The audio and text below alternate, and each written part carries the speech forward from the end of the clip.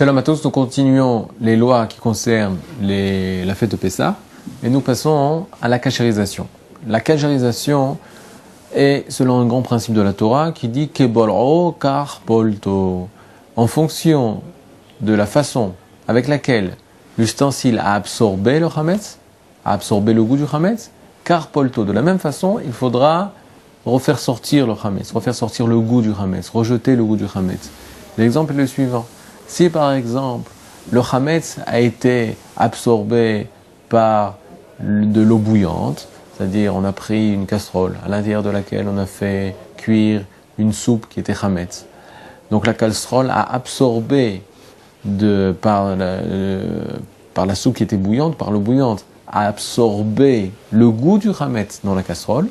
Pour pouvoir permettre cette casserole pendant la fête de Pessah, il faudra tremper cette casserole dans l'eau bouillante, faire agala, de façon à pouvoir faire sortir le goût de la casserole. Comment on fait la harshara, la kashérisation d'une telle casserole? Alors, le principe de la agala est simple.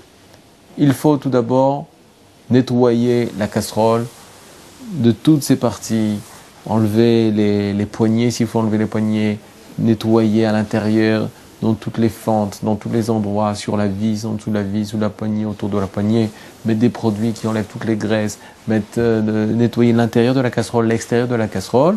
Une fois qu'elle est bien nettoyée, on va devoir ne pas l'utiliser pendant 24 heures pour que le goût soit pas goût, pour que le goût soit un arrière-goût et pas un goût fort du chametz. Une fois que les 24 heures sont passées, on emmènera cette casserole à l'endroit où on fait agala.